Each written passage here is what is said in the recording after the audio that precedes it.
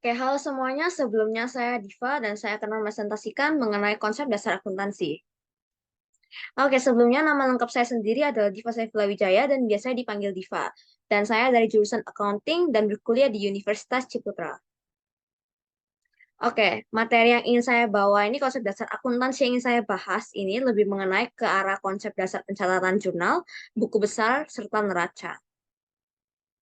Oke, sebelum masuk ke dalam uh, pembelajaran atau materi intinya itu, aku mau jelasin sedikit terlebih dahulu rumus persamaan dasar akuntansi, yang mana rumusnya itu adalah aset sama dengan liabilitas dan ditambah ekuitas. Nah, aset ini sebenarnya adalah harta atau sumber daya yang dimiliki dan memberi manfaat untuk kedepannya. Jadi dia tuh dianggap sebagai hak. Anggapannya itu dia seperti uang kas, furniture, dia mungkin seperti perlengkapan, terus tuh peralatan, dia itu masuknya ke dalam aset. Sedangkan liabilitas adalah kewajiban pada pihak lain, serta ekuitas ini adalah kewajiban pada pemilik. Nah, yang mana liabilitas dan ekuitas ini adalah kewajiban.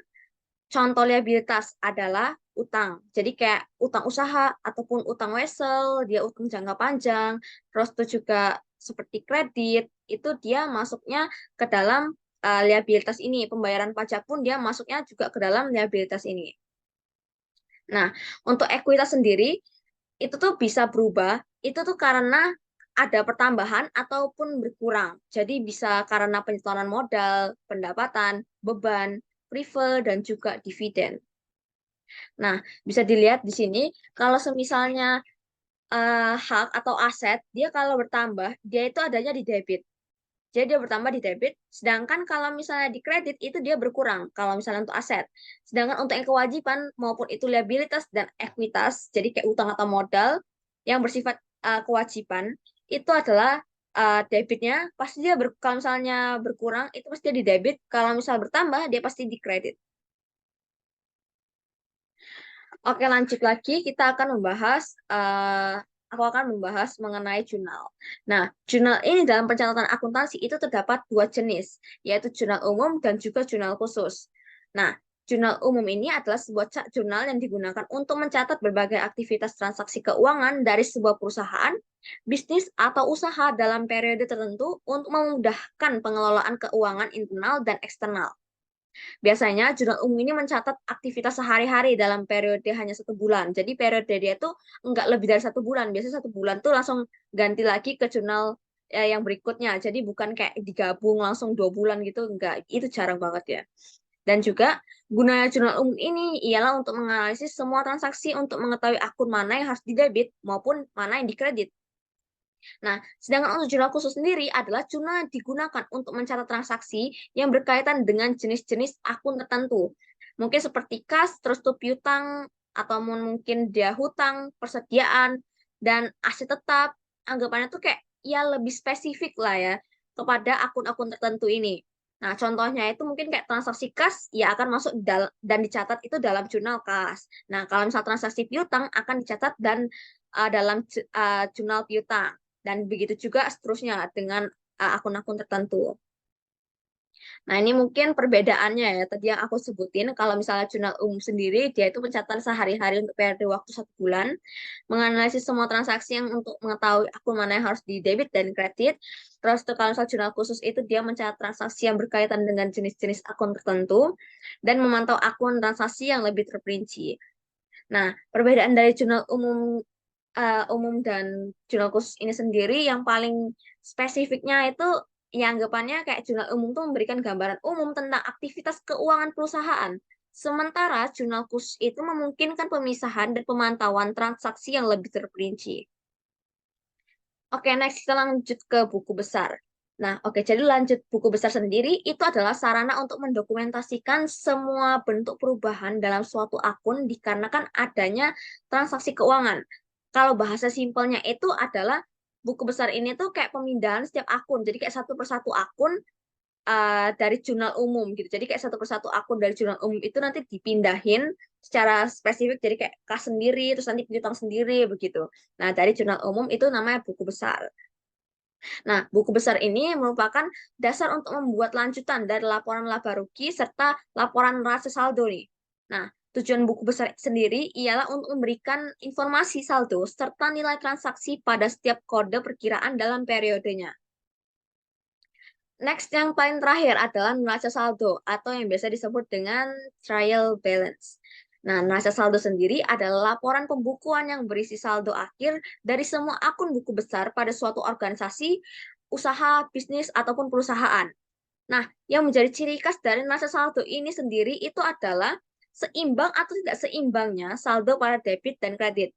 Nah, jika nggak seimbang, maka mungkin ada perhitungan ataupun ya mungkin akun yang salah gitu. Seperti yang tertera pada PPT ini, dan tujuan dari neraca saldo sendiri itu adalah untuk mendeteksi kesalahan, terus mengetahui keseimbangan serta menguji kebenaran dari jumlah sisi debit dan sisi kredit pada saldo-saldo akun besar untuk mengetahui yang ketiganya ini adalah untuk mengetahui balance dari suatu saldo. Nah, jadi semuanya sangkut paut tuh. Oke, sebelumnya ini nggak ada di materi yang ingin aku bahas, tapi aku ingin memberi tambahan aja secara yang memberi tambahan atau pengetahuan sedikit aja. Nah, tambah pengetahuan yang mana aku tuh ingin jelasin sedikit aja nih jenis-jenis laporan keuangan.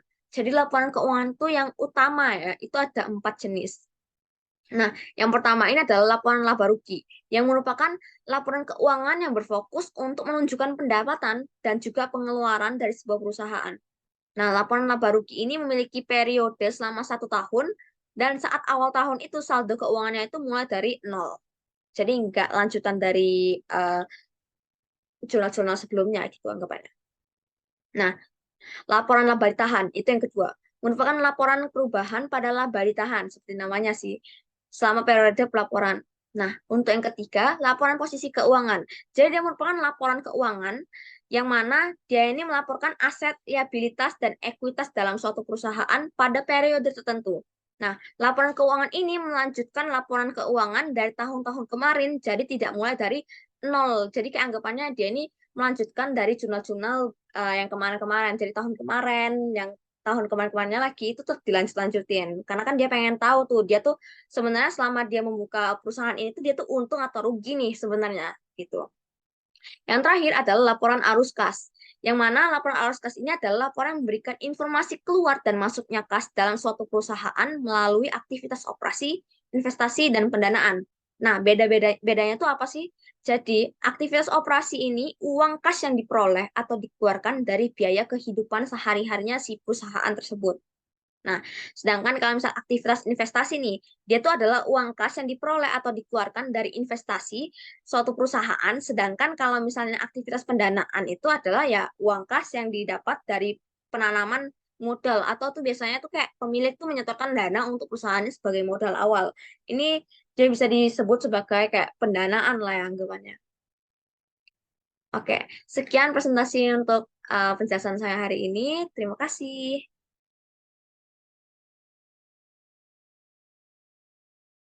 Jadi untuk yang part 2 ini, itu aku pengen lebih jelasin tentang template-template Excel serta juga kayak penerapan transaksi dan juga pencatatan gitu. Gimana sih caranya mencatat jurnal umum, cara membuat buku besar dan juga cara membuat neraca saldo.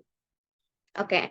Nah, aku sudah pengen nanya nih. Kalau misalnya kalian tuh pengen buat semacam ya kayak tadi lah jurnal umum, buku besar, terus neraca saldo, itu kan masa pengen kayak nulis kayak gini 101 kelas satu per satu gitu, jadi kayak nanti 102 Bank ABC dan lain sebagainya, itu kan memakan waktu yang lama ya, jadi diperlukan adanya rumus untuk mempermudah kita gitu untuk membuat jurnal-jurnal ini. Kita pakai rumus concatenate ini untuk rumus gabungan, jadi kita pengen menggabungkan kata suatu kata dengan kata lainnya gitu. Oke. Jadi, untuk konkatenate sendiri, dia tuh teks 1 dan teks 2 gini. Nah, aku tuh pengen buat yang kayak itu, 101 spasi kas gitu kan. Nah, teks satunya berarti aku pengennya 101 nih. Jadi di bagian tabel cowok, itu klik yang di bagian sini, titik koma. Nah, sebenarnya titik koma ini bisa jadi koma ya guys. Bisa jadi pakai penggunaan koma ataupun titik koma. Jadi menyesuaikan dengan laptop masing-masing. Di aku itu dia nggak bisa kalau misalnya koma. Dia nggak keluar nih di teks 2-nya ini dia nggak gerak. Nih, nggak ada. Kalau misalnya di titik koma, nah dia langsung kayak teks 2-nya bisa nih muncul gitu. Nah, oleh karena itu aku pakai titik koma. Jadi menyesuaikan sendiri dengan laptop masing-masing ya guys. Oke, setelah itu aku pengen nih 101 spasi baru kas gitu, baru keterangannya. Oleh karena itu kita buat aja kayak gini, tanda petik, spasi, tanda petik. Anggapannya kayak spasi gitu kan. Kayak kosong di bagian tengah, jadi kayak anggapannya spasi gitu. Titik koma lagi, keterangan kas. Jadi tinggal jangan lupa untuk di tanda kurung lagi. Nah, setelah ini yang kalian lakukan tuh ya udah tinggal seret aja sampai ke bawah. Udah jadi. Oke, sebelumnya aku mau jelasin juga. COA itu apa sih? Kalau misalkan tau kayak di jurnal atau kayak di akun-akun gitu kan, kayak kas itu pasti dia punya kode akunnya sendiri ya. Nah, jadi kode akun itu adalah COA dalam bahasa Inggrisnya gitu. Nah, oke. Kalau semisalnya jurnal umum, nah, aku udah buat juga template-nya dari awal, jadi ini mungkin bisa ditulis sendiri dulu ya, kayak tulis manual, nomor, tanggal akun debit, terus secowa, debit, kredit, keterangan, dan akun gabungan.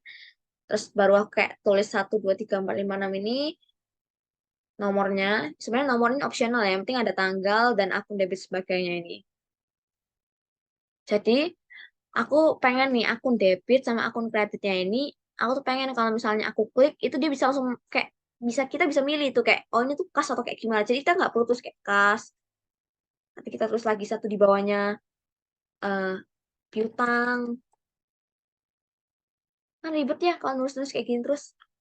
Oke, oleh karena itu kita memakai juga rumus, bukan rumus sih semacamnya kayak tapi kayak ya mirip rumus lah ya. Ini akun debit dan akun kreditnya aku agak panjangin dikit ya. Buka data, lalu klik juga data validation. Nih, data validation di sini. Klik data validation. Nah, any value-nya diganti jadi list. Source-nya sendiri, kan mau ambil source itu dari mana? Kan ini kan keterangan ya, akun keterangan kayak akun debitnya tuh apa, akun kreditnya apa gitu. Nah, jadi akun source-nya itu aku ambil dari COA. Yang mana aku ambil dari keterangannya ini. Nih. Nah, setelah itu klik OK. Setelah itu ya gini. Nih, kalian bisa langsung pilih nih. Kan pengen kas. Langsung keluar. Bang ABC, keluar dia. Kalian bebas nih mau nulis kayak gimana. Langsung pencet-pencet aja nih ke atas, bawah. Nah, menyesuaikan aja. Nah, oke. Setelah akun debit dan akun kreditnya kita sudah kayak gini, buat kayak gini itu kan jadi mempermudah. Nah, untuk cowoknya sendiri, masa iya kalau misalnya tulis kas, kita harus tulis juga cowoknya jadi kayak 101. Nanti misalnya anggapannya piutang.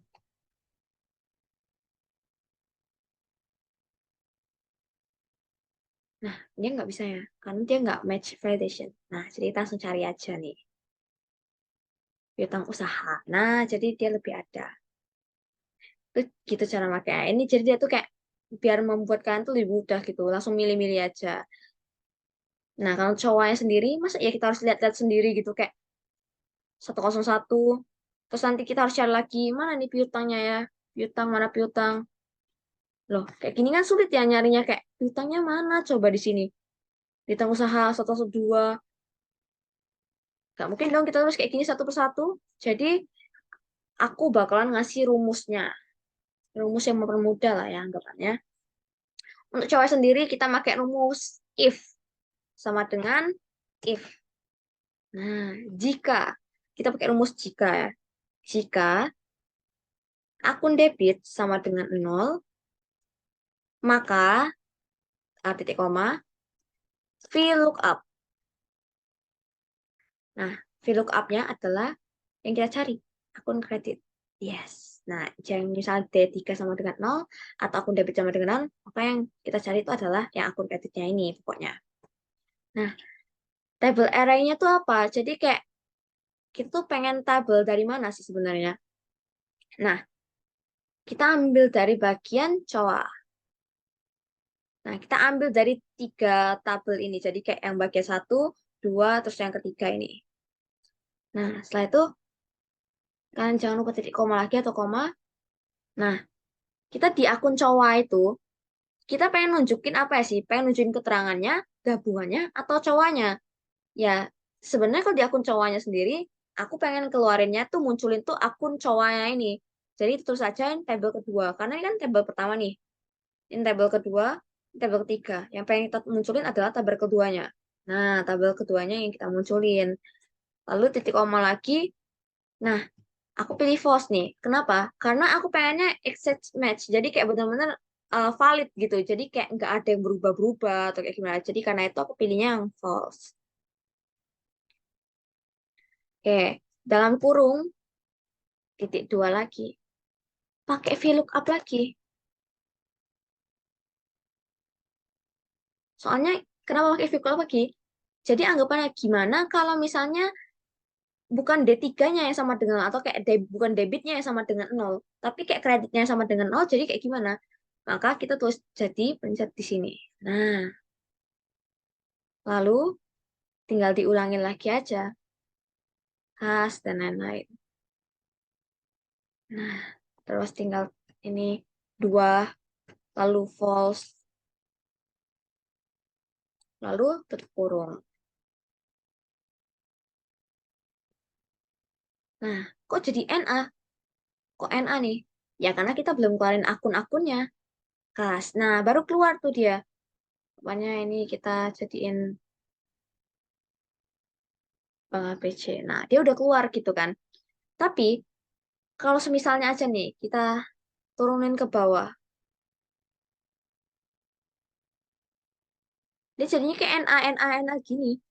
Ya kan, gak enak ya untuk dilihat ya. Sebenarnya gak masalah sih untuk beberapa orang kayak, ya ada yang gak masalah. Tapi agaknya tuh gak enak untuk dilihat gitu. Kan masa kayak dalam keuangan ada tulisan NA gitu. Nah, oleh karena itu, kita mau buat pakai if error. Jika error, nah di bagian belakangnya, titik koma lagi, tanda petik spasi, tanda petik lagi. Dalam kurung, ini kita tinggal,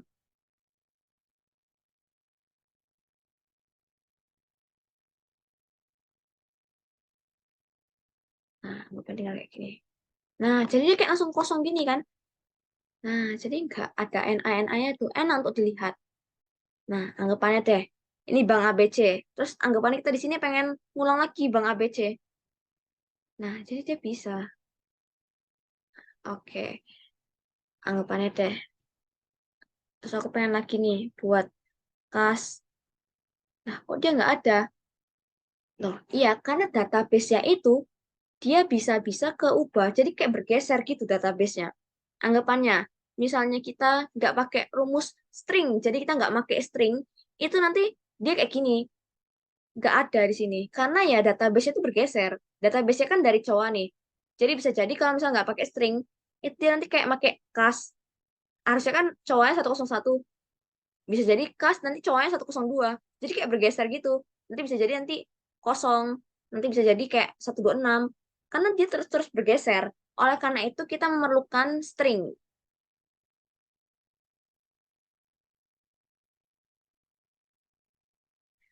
Nah, string ini gunanya untuk apa ya?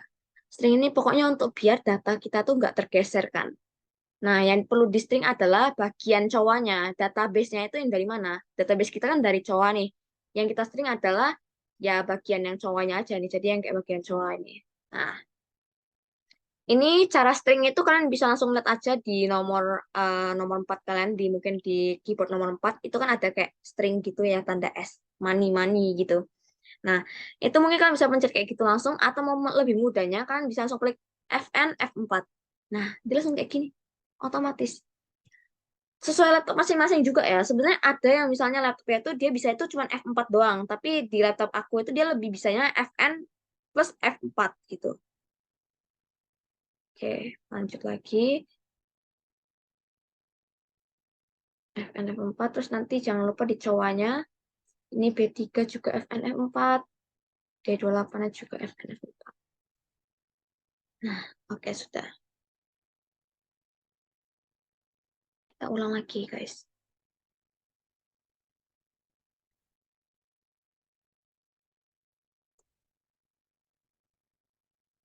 Oke, gini.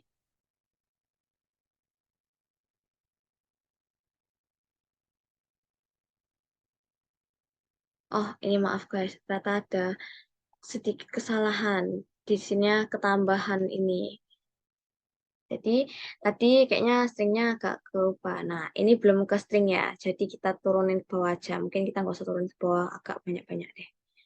Kita segini dulu aja. Nah, yang penting dia jadi udah string semua.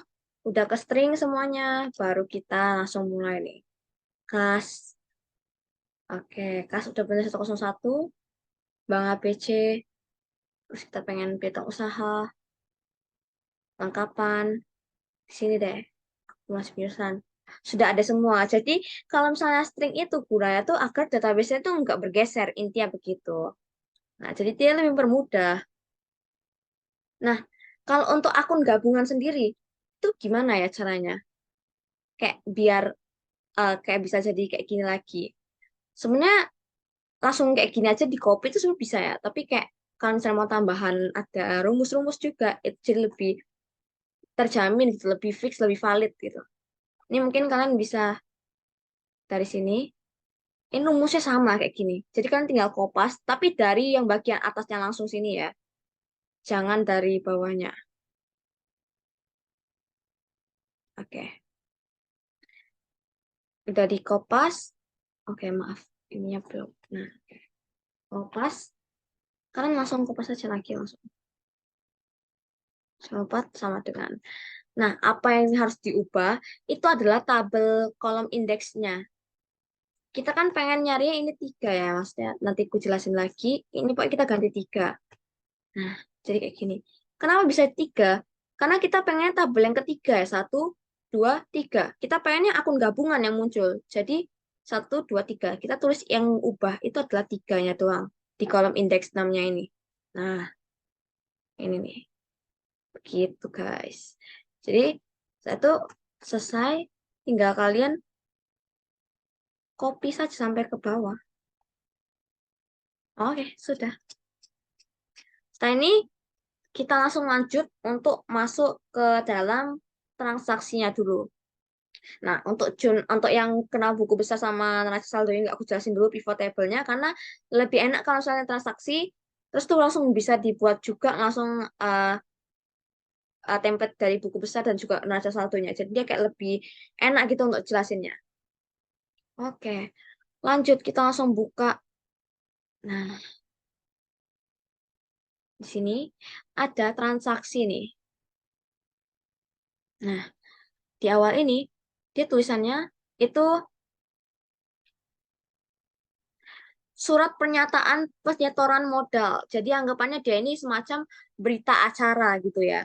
Nah, suratnya penyetoran modal, bla bla bla, kami bertanda tangan di bawah ini para pemegang saham dan lain sebagainya. Dan jangan lupa juga harus ada tanda tangan ya guys. Jadi kalau ada tanda tangan itu berarti anggapannya udah valid. Kalau misalnya nggak ada tanda tangan itu nggak valid artinya. Oke, langsung lanjut saja. Berarti ini tanggal berapa nih? Tanggal 1.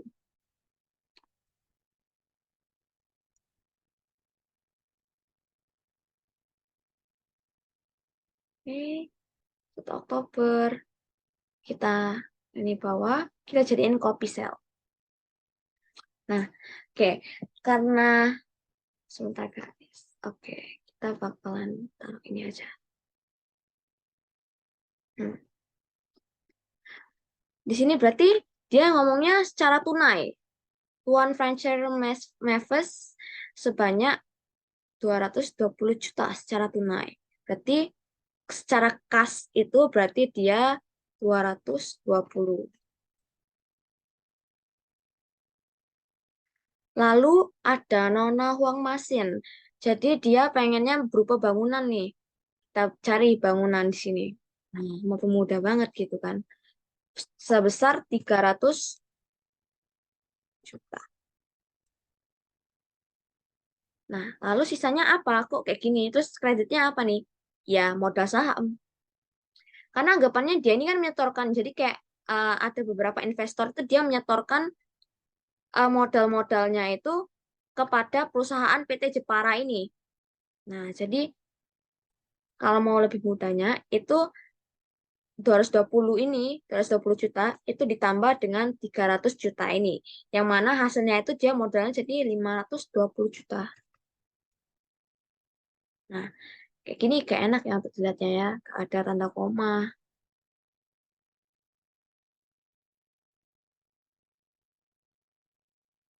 Nah, oke. Jadi sebenarnya udah benar. Lalu lanjut lagi kita ke akun seberikutnya. 2 Oktober. Nah, untuk 2 Oktober sendiri, nah ini kita dapat nih 2 Oktober. Nah, dia tulisannya M-Transfer. Jadi anggapannya ini berarti bukti bank ya anggapannya gitu. Ada yang berhasil, si kita, PT Jepara ini berhasil untuk mengirimkan uang dari bank itu kepada rekening BCA Mitsuki Jaya.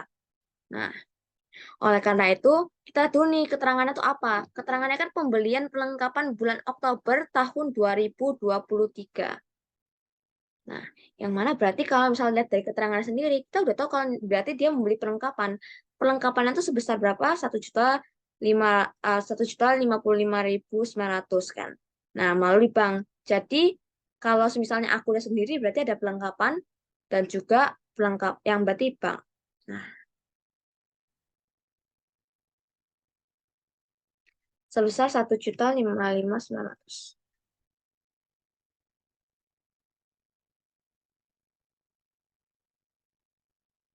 Nah, oke, sip.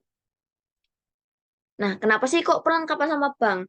Nah, karena kan dia membeli perlengkapan sebesar 1.055.900 ini melalui bank ya. Jadi anggapannya perlengkapan dia bertambah. Perlengkapan dia bertambah, bank dia berkurang karena dia menyetor, kayak ngirimnya itu duitnya itu lewat bank gitu. Oleh karena itu, perlengkapannya ini dia masuknya kan perlengkapan kalau belum digunain atau belum dipakai, itu kan masuknya ke dalam aset nih. Nah, aset kalau bertambah, dia di debit. Sedangkan kalau misalnya bank, ini kan bank tuh sama kas dan lain-lain itu kan dia masuknya kan ke dalam, aset ya. Jadi kalau aset berkurang, ya dia di bank. Mengurangi aset lah anggapannya ya. Oke, lanjut lagi. Kita next. Oh, oke guys. Berarti ternyata kita nih dapat semacam invoice ya sekarang. Baik, lihat dulu ya guys. Oke, ya. Kita mendapat invoice nih. Nah, oh, ini berarti invoice dari yang M-Transfer ini. Jadi ini kan sama nih. 2 Oktober, nextnya invoice-nya ini juga 2 Oktober. Jadi seharusnya itu invoice-nya dulu yang dikirim, baru yang pembuktian banknya ini. Nah, invoice-nya itu adalah isi-isi dari item atau deskripsi yang kita beli dan juga beserta harga dan juga totalnya ya. Invoice ini adalah dia anggapannya kayak gimana ya? Kayak mirip-mirip surat jalan. Jadi anggapannya kita tuh menerima tagihan gitu loh dari, perusahaan lain. Jadi kayak perusahaan yang anggapan kita beli perlengkapan nih kepada perusahaan si Mitsuki Jaya tadi. Nah, dia tuh mengirimkan tagihannya ke kita lewat dari invoice. Jadi itu anggapannya sebagai bertujuan sebagai invoice-nya atau tagihannya. Begitu. Dan juga jangan lupa ada tanda tangannya ya, karena tanda tangan ini diperluin banget dalam hal seperti ini agar kita tuh tidak tertimbulkan hal-hal yang kayak gimana ya, yang tidak diinginkan lah ya anggapannya. Jadi diperlukan adanya tanda tangan, jadi kayak kita tahu oh berarti ini tuh memang benar sudah valid, udah ditandatangani langsung, berarti ya udah aman gitu. Next, lanjut ke 5 Oktober.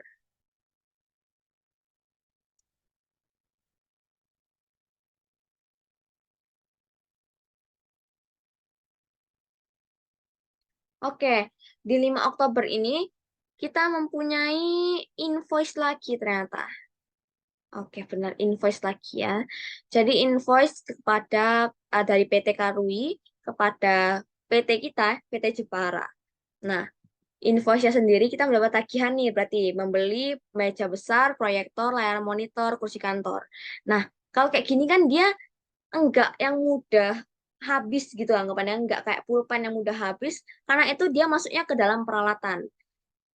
Nah, jadi beda peralatan sama perlengkapan sendiri itu apa sih? Jadi perlengkapan itu kalau misalnya barangnya itu mudah untuk habis, mungkin seperti spidol, pulpen, terus pensil itu kan anggapannya mudah ya untuk kayak habisnya gitu, masih bisa habis.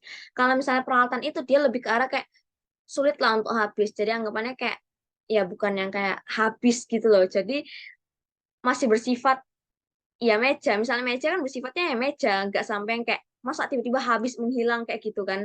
Nah, itu masuknya ke dalam peralatan. Nah, dan juga dia membelinya ini ternyata secara apa ini? Dia belum membayar, nggak ada bukti pembayaran nih. Nah, jadi ini langsung kayak udah ke invoice yang lain. Jadi ini nggak ada pembayaran, anggap aja pembeliannya secara kredit nih. Masuknya ke dalam utang usaha. Kita cari dulu utang usaha. Nah, ini dia utang usaha. Utang usahanya itu masuk ke dalam kredit karena kan utang ini dia anggapannya eh mengurangi gitu ya jadinya kan. Maksudnya kayak utang usaha kan bertambah gitu ya anggapannya. Ya, ini sebesar 280 juta.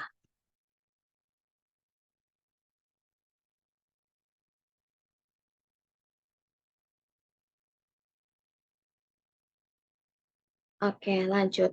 Sebenarnya mau jelasin dikit, peralatan sama perlengkapan itu sama ya. Jadi kayak dia anggapannya kalau misalnya belum terpakai, itu masuknya ke dalam aset. Sedangkan kalau misalnya sudah terpakai atau sudah digunakan, itu dia baru masuk ke dalam beban. Lanjut, kita kembali next ke sini. Oh, ini dari tanggal 7 Oktober. Kita tulis dulu, 7 Oktober 23.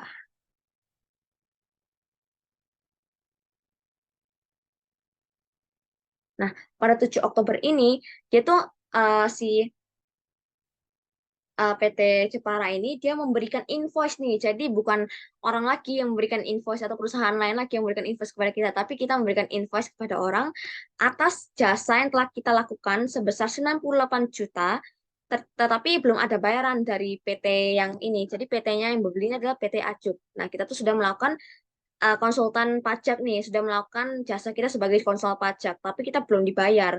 Tidak ada bukti pembayarannya, belum ada bukti pembayaran. Maka ini masuknya ke dalam piutang dan juga pendapatan.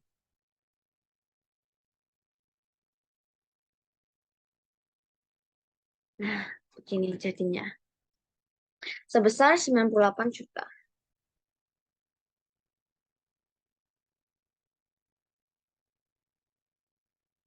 Oke, kenapa sih kok piutang usaha sama pendapatan jasa?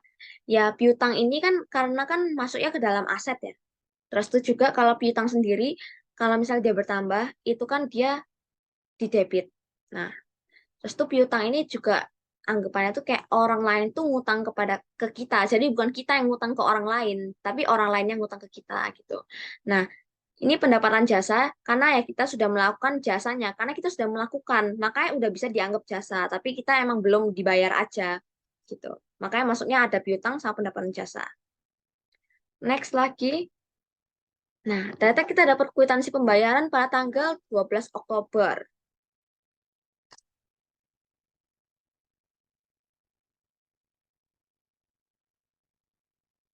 Nah, pada 12 Oktober ini kita menerima dari PT Acup. Oh, berarti dari yang tadi nih.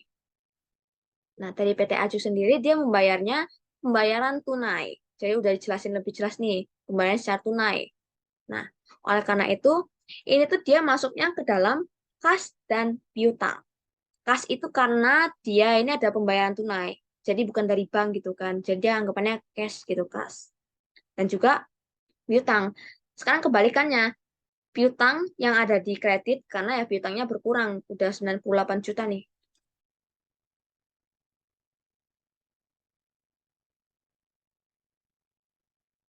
Nah, kenapa kok ini kok nggak pakai pendapatan jasa? Loh, ya nggak pakai pendapatan jasa karena kita udah mendapat nih, kayak udah tulis nih pendapatan jasa kita nih berapa. Masa kita tulis lagi di sini? Kalau misalnya tulis lagi di sini, jadi anggapannya kayak mengurangi dong debit dan kredit gitu. Karena kita sudah nulis nih pendapatan jasa di sini, kita nggak usah nulis lagi, ulang lagi, kayak nggak usah nulis ulang pendapatan jasanya lagi gitu.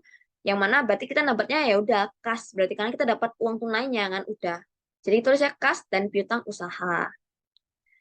Lanjut lagi ke transaksi selanjutnya. Oh, tanggal 16 Oktober. Kita tulis dulu nih, 16 Oktober.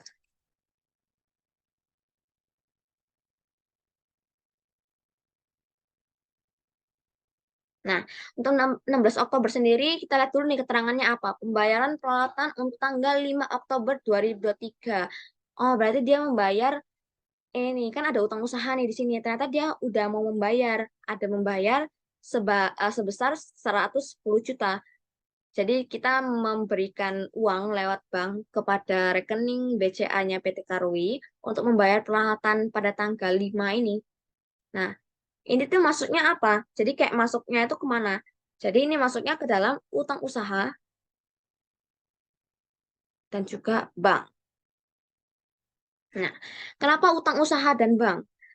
Kok nggak yang lain gitu? Ya karena utang usahanya kan di sini. Anggapannya kan dia tadi bertambah. Terus ya berkurang. Kalau misal utang usaha berkurang, itu kan dia di debit. Nah, jadi dia udah berkurang. Setelah berkurang, banknya dia ini juga berkurang ternyata. Karena kan dia membayar lewat bank gitu. Kalau misalnya bank berkurang kan dia kan masuknya ke akun kredit gitu. Berapa? Sebesar 110 juta. Berarti sisanya itu masih belum dibayar ya dia. Masih ngutang gitu anggapannya. Jangan sampai salah nginput tulisan ya guys. Karena salah nginput tulisan aja bisa jadi nggak balance tuh. Oke, lanjut lagi kita ke transaksi selanjutnya. 21 Oktober. Nah, pada 21 Oktober ini, dia jelasinnya keterangan dulu nih. Uang muka untuk kerjaan November tahun 2023. Nah, kan ini kan anggapannya berarti kita mendapatkan uangnya. Karena kan ini ke rekening BCA PT Jepara dari rekening BCA si PT Lavin Rose. Jadi anggapannya PT Lavin Rose ini membayar uang muka untuk pekerjaan pada bulan November itu. Jadi sebesar 100 juta. Nah, untuk 100 juta sendiri ini masuknya ke dalam apa ya? Akunnya. Jadi itu masuk ke dalam akun bank dan juga akunnya pendapatan diterima di muka. Nah, ini sebesar 100 juta.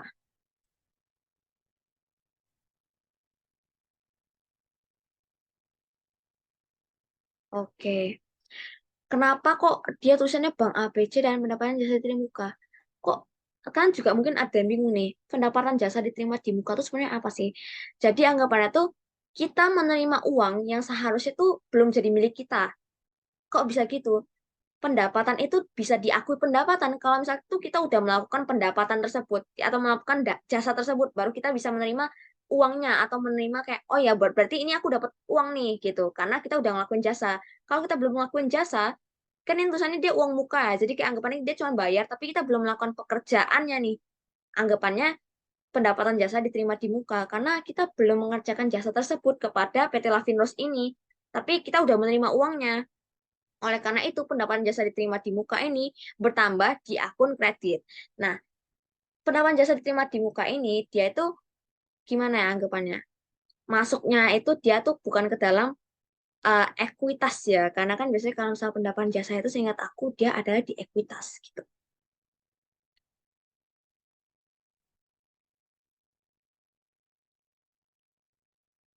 Oke, nah jadi kalau misalnya pendapatan jasa diterima muka itu, dia kan masuknya ke dalam kewajiban ya. Jadi anggapannya itu kewajiban untuk kita memberikan jasa kita kepada PT Lavinus ini. Nah, makanya si pendapatan jasa diterima di muka itu bukan masuknya ke dalam ekuitas. Padahal pendapatan jasa itu kan dia masuknya di ekuitas nih. Sedangkan kalau misalnya pendapatan jasa diterima di muka, itu dia masuknya ke dalam liabilitas. Nah, kok bisa liabilitas ya? Karena itu anggapannya tuh pendapatan DTM ini tuh dia tuh anggapannya mirip hutang gitu, tapi nggak bisa disebut hutang ya guys. Tapi lebih ke arah kayak kewajiban perusahaan untuk melaksanakan pekerjaan kepada uh, perusahaan lain yang ingin menggunakan jasa kita. Nah, anggapannya begitu. Oke, kita lanjut lagi langsung next. Nah, ternyata ada lagi 23 Oktober.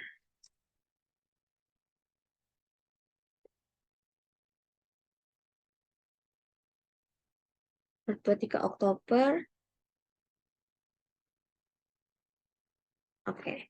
Nah, pada 23 Oktober ini kita memberi uang lewat bank lagi kepada PT Prodex. Nah, mari kita lihat dulu nih keterangannya apa.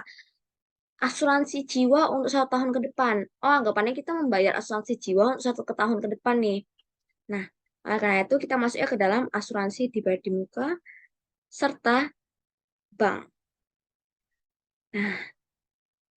Nah, terus ini istilah apa lagi nih kayak dibayar di muka, diterima di muka. Sekarang ada lagi nih, dibayar di muka ini agak berbeda daripada diterima di muka. Ya, jadi dibayar di muka ini anggapannya itu kayak kita membayar jasa kepada perusahaan lain, tapi perusahaan itu belum memberikan jasanya kepada kita. Jadi anggapannya kalau dalam kasus ini, kayak di asuransi ini, kita nih membayar nih asuransinya, kayak membayar asuransi jiwa kita untuk selama 1 tahun ke depan. Tapi dari PT Produknya sendiri, dari PT asuransi ini, dia belum memberikan balasan jasa gitu kepada kita. Jadi anggapannya mereka tuh ngutang nih kepada kita. Oleh karena itu, kalau asuransi dibayar di muka ini, kenapa masuk di debit? Karena asuransi dibayar di muka ini anggapannya aset gitu, anggapannya mirip ya, mirip kepada aset karena kita nih belum mendapatkan manfaatnya dari asuransi jiwa kita yang kita inginkan. Jadi belum ada balasan jasanya. Oleh karena itu, kalau misalnya seperti yang aku ngomong tadi, kalau misalnya belum dipakai atau belum digunakan, dia masuk ke dalam aset ya. Nah, sedangkan kalau di kasus yang ini, kita tuh belum mendapatkan manfaatnya. Jadi kita tuh belum mendapatkan hak kita untuk mendapatkan asuransi jiwa ini, pemakaian manfaatin jiwa asuransi jiwa ini. Nah, oleh karena itu, dia masuknya ke dalam debit. Dan Bank ABC pun juga sama ya kayak tadi ya. Kalau misalnya berkurang ya di kredit. Nah, sebesar berapa nih? 11 juta.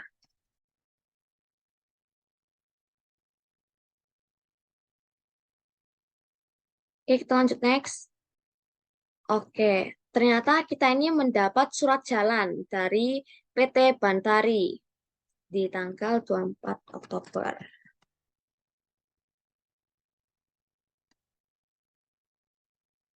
Nah,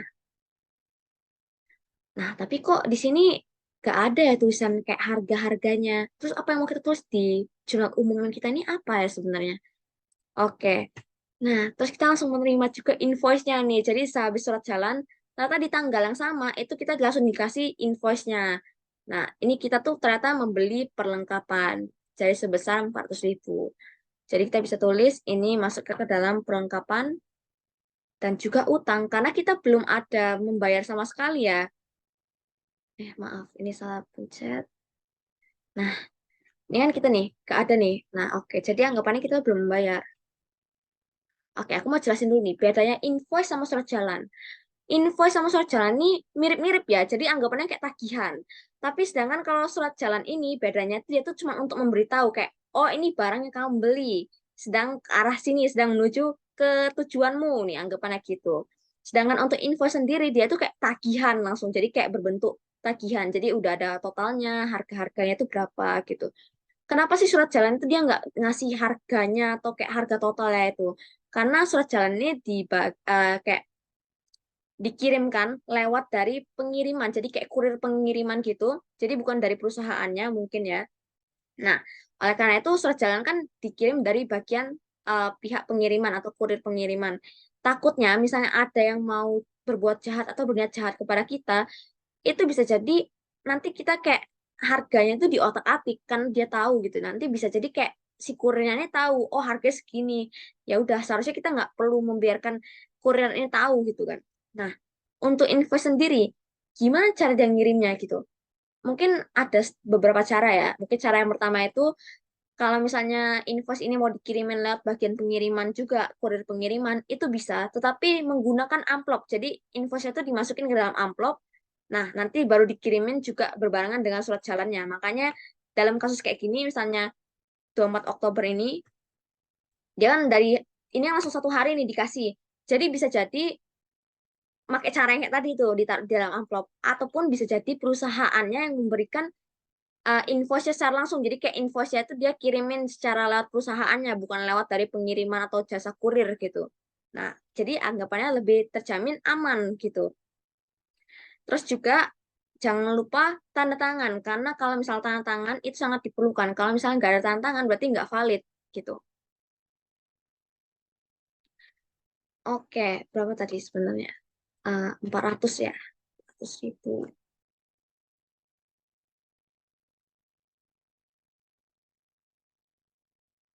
Lanjut lagi nih, kita punya bukti struk pembayaran tagihan PLN di tanggal 26 Oktober.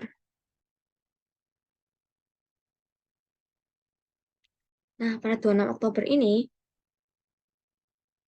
kita tuh mendapat bukti struk pembayaran tagihan PLN. Jadi bisa dibaca dengan jelas ya. Bukti struk. Jadi bukan berarti kita tuh mendapat tagihan, tapi kita mendapatkan bukti struk. Jadi kita udah membayar begitu. Jadi yang kemarin kita membayar listriknya untuk bulan ini secara kas karena tulisannya ini pembayaran di tempat atau tunai. Nah, ini masuk ke dalam beban utilitas dan juga kas sebesar 302.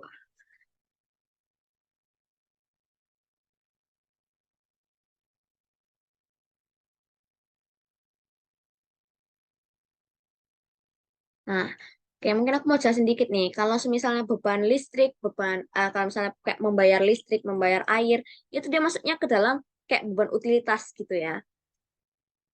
Kenapa beban utilitas itu dia di debit? Ya, karena kan dia beban ya.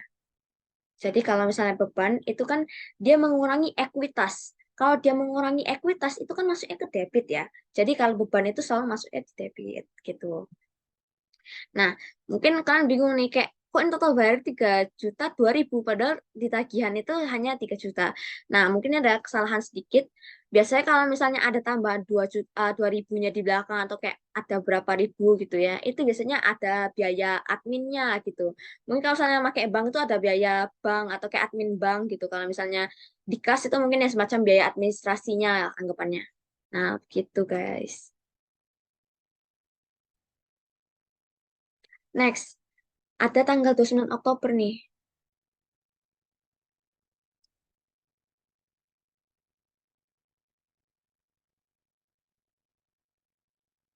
Nah, pada 29 Oktober ini, dia tulisannya apa nih? Ke rekening BCA Bumarni dari rekening BCA PT Jepara. Nah, dia tulisnya keterangannya gaji pegawai lepasan bulan Oktober 2023. Anggapannya berarti si tanggal 29 ini PT Jepara kita ini membayar salah satu karyawan gitu ya. Membayar salah satu karyawan itu sekitar 8 juta. Nah, ini masuknya apa? Jadi dia masuknya gaji, bukan gaji mana? Bukan gaji dan upah, serta bank. Nah, kenapa beban gaji dan upah dan bank juga?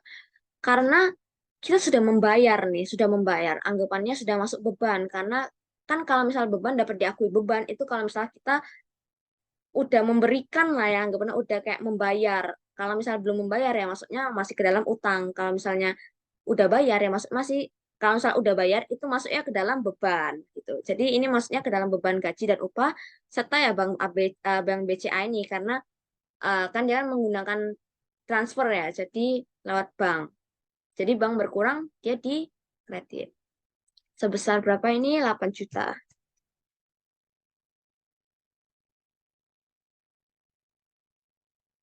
Lanjut lagi nih. Oh, ditinggal 30 Oktober.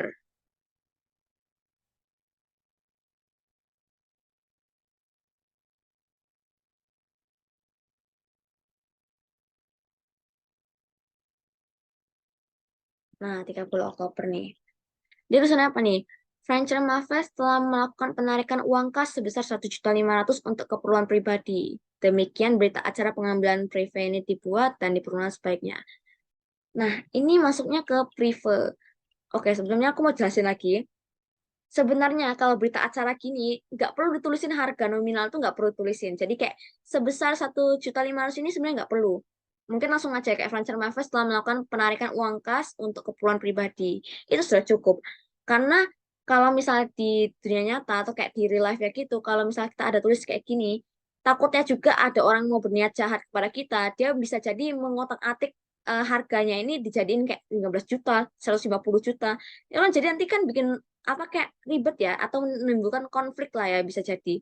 Nah, sebenarnya nggak perlu tapi karena di penjurnalan ini aku memerlukan berita acara beserta dengan harga-harganya, jadi aku tulis juga. Jadi untuk sementara aku tulis ini dulu, tapi untuk di real life-nya di perusahaan real life itu sebenarnya nggak perlu nggak apa-apa. Jadi opsional gitu. Sebenarnya nggak usah nggak apa-apa. Oke, ini masuknya ke dalam prive serta kas. Dijelasin nih, udah jelasin kan? Telah melakukan penarikan uang kas. Jadi dia masuknya kas tuh berkurang, kasnya berkurang gitu. Nah, Prive ini dia masuknya ke dalam debit karena dia masuknya ke dalam ekuitas. Nah, kenapa dimasuk dalam ekuitas? Kok nggak masuk dalam liabilitas? Karena kan gimana ya?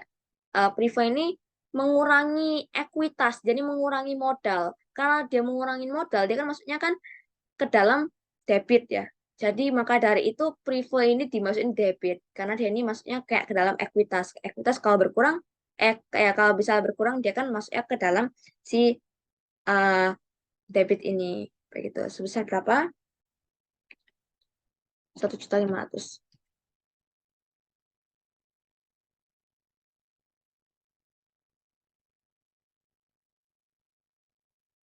Next, nah ada laporan stok opname nih 31 Oktober.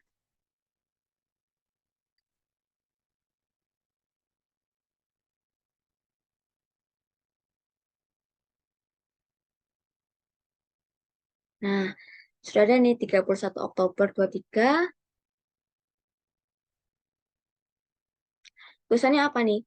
Pada hari ini tanggal 31 Oktober telah dilakukan stok opname untuk perlengkapan. Perlengkapan pada tanggal 31 terdiri dari atau tersisa dari ballpoint J, satu lusin, kertas A4, 2 rim. Demikian laporan stok opname pada bulan Oktober 2003. Supervisor gudangnya udah tanda tanganin, teks konsultan dan manajer juga udah tanda tanganin. Jadi anggapannya semua sudah setuju. Jadi udah valid nih berarti beritanya. Nah, oleh karena itu kita hitung dulu nih, kita hitung dulu dari awalnya. Kalau misalnya perlengkapan di awal-awal tadi itu kan misal ditambah-tambahin dari 400 ini, terus tambahin juga 1.055.900 ini, dia jadi 1.455.900. Dikurangi total dari yang tersisa ini. Yang tersisa ini kan ballpoint J satu lusin dan kelas A4 2 rim. Kalau dari yang berdasarkan ini tadi, nah ini dia satunya tuh 32.000. Kalau misalnya kelas A4 tuh 59.650. Jadi nanti tinggal ditambah-tambahin saja ya. Nah, totalnya itu dia jadinya hasilnya itu 1 juta. Oh ya, belum guys. Kita belum tulis ini. Dia masuknya ke dalam beban perlengkapan dan perlengkapan. Karena masuknya ke beban perlengkapan sama perlengkapan. Jadi perlengkapannya dia ini kayak anggapannya ya berkurang gitulah ya. Tapi yang dipakai beban perlengkapannya dipakai juga kayak maksudnya kayak yang sudah terpakai itu berapa sih yang mau kita catat tuh yang adalah transaksi yang sudah terpakai. Nah, makanya beban perlengkapan dan juga perlengkapannya. Total dari semuanya ini adalah 1.304.600.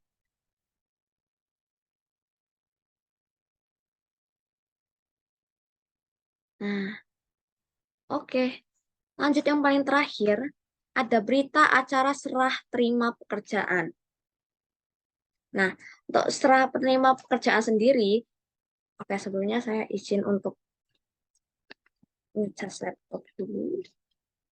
Nah, oke. Kita buat dulu nih, 31 Oktober, ya, copy cell. Oke. Pada hari ini, tanggal 31 Oktober 2023, PT Jepara telah menyelesaikan pekerjaan konsultasi pajak pertama pada PT Lavinrose sebesar 27 juta untuk periode keuangan Oktober 2023 sesuai dengan kontrak perjanjian yang telah disepakati. Demikian berita acara serah terima pekerjaan dibuat dan dipergunakan sebaiknya. Nah, ini udah ditandatangani juga, berarti udah nih, berita acara udah valid kan? Tapi sebenarnya juga kalau misalnya untuk kayak terima pekerjaan ini nggak perlu juga pakai harga nominalnya ya. Jadi seperti yang tadi aku ngomongin, kalau takutnya ada orang berniat jahat kepada kita, itu bisa jadi nanti nomor harga yang asli itu nanti di otak-atik gitu. Jadinya kan riuh gitu jadinya. Nah, oleh karena itu, karena aku sekarang ini lagi main pembuatan jurnal, jadi aku untuk sementara memakai gitu. Jadi kalau seterusnya sih nggak usah dipakai, nggak apa-apa. Ini masuknya ke dalam pendapatan diterima di muka,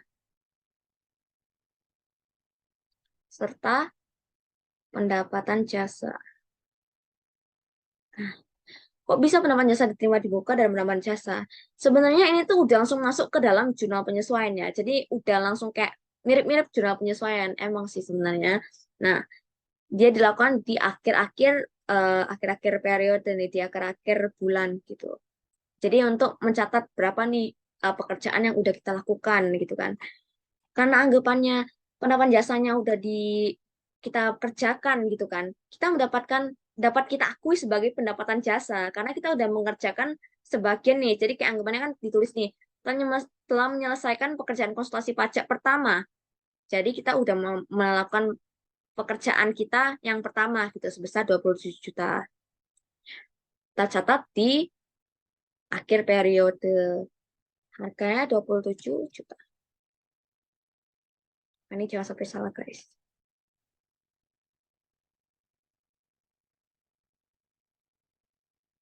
Oke, sudah selesai nih. Gak ada lagi. Oke, sudah aman selesai semuanya. Kita bisa langsung lanjut kepada buku besar. Untuk buku besar sendiri, gimana caranya kita buat buku besar nih? Lewat ininya. Mudah sih sana. Kita pakai aja pivot table. Nah, lihat sini. Pencet insert. Di sini ada pivot table. Klik from table, orange, new worksheet. Oke. Nah, udah jadi nih. Untuk buku besar sendiri, terus dulu nih sebelum kita membahas lanjut.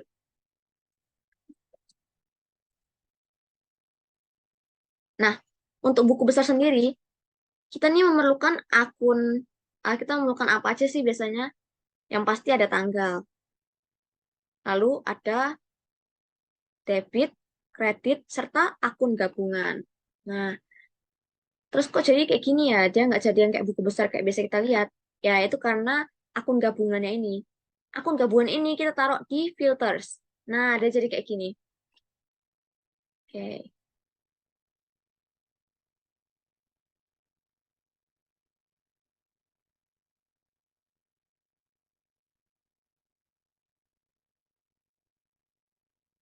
lanjut lagi. Kita langsung ke sini.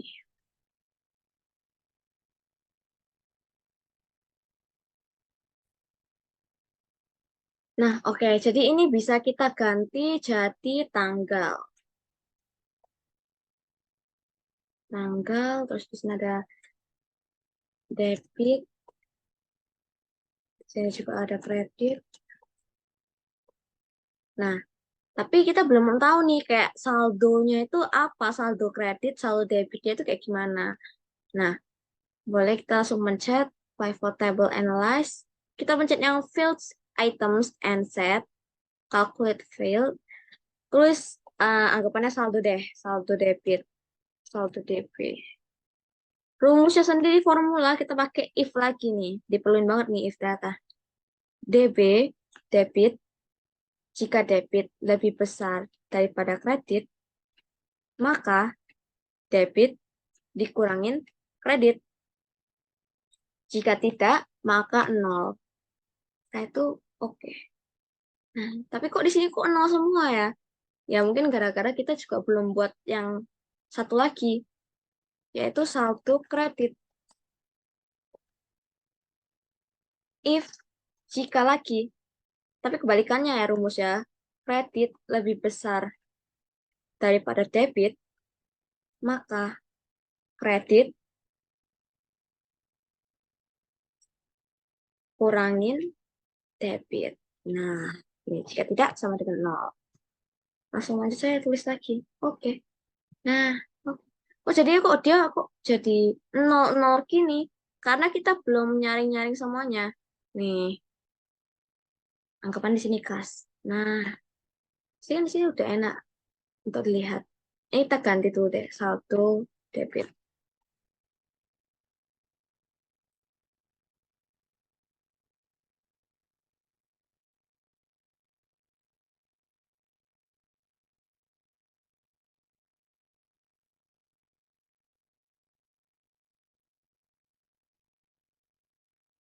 Oke, hasilnya ternyata dia saldo di debitnya itu 313 juta bla bla bla ini ya. Nah, setelah itu ya udah kalian mudah aja, kalian tinggal copy-copy sampai sampai mampus nih. Biasanya aku kelang agak banyak sih. Kelangnya kayak ginian agar tidak tertabrak dengan yang bagian atas gitu.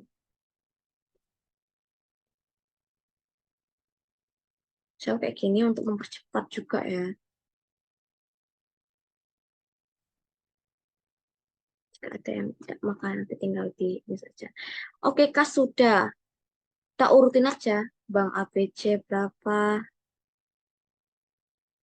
piutang usahanya berapa, perlengkapannya berapa, asuransi dibayar di muka, peralatan,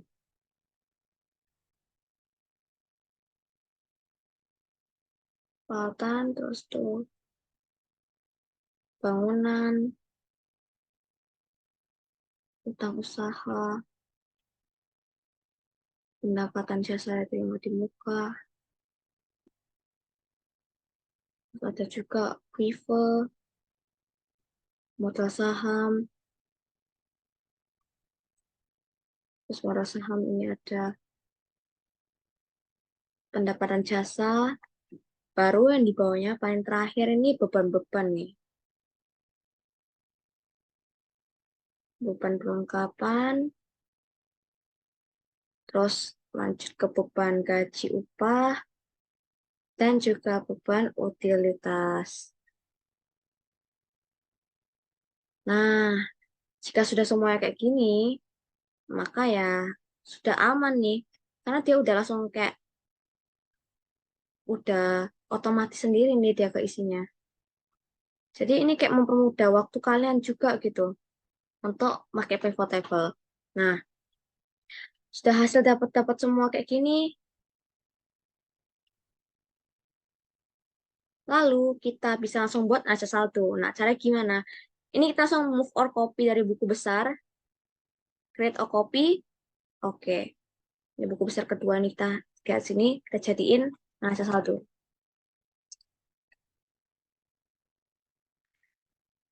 Hapus aja semuanya. Yes, maaf guys. Oke, hapus-hapus aja semuanya ini.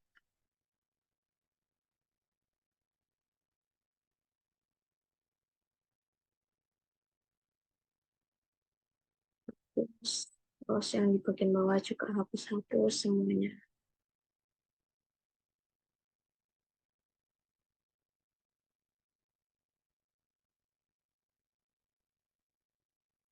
Nah, hapus lalu jadinya tinggal akhirnya yang kas. Terus tinggal pencet aja nih pivot table analyze, terus tuh kita pencet field list. Nah, bedanya kalau neraca saldo tuh dari buku besar tuh pivot table-nya ini akun gabungannya kita langsung gabungin di rows ini, tapi di atasnya tanggal. Nah, kayak gini. Setelah itu kita klik eh, di sini, klik kanan, lalu kita pencet expand or collapse, collapse entire field. Nah, jadi kayak gini dia. Tanggal sendiri kita bisa yang blank ini, yang kosong ini kita ini aja biar enak untuk lihat. Nah, begitu. Nah, ketemu nih ternyata balance. Nah, tetapi yang kita cari itu bukanlah grand total yang ininya. Tapi yang kita cari ini adalah saldo debitnya itu berapa sih? Kita pakai rumus sum. Kita Beli semua, jangan lupa ini, terus sebelahnya lagi, zoom lagi. Nah, hasilnya 918, 455, 900. Jadi ini adalah total, grand total dari saldo debit dan saldo kreditnya. Gitu. Ini sebenarnya tidak perlu dipakai, jadi bisa dihilangkan saja sebenarnya.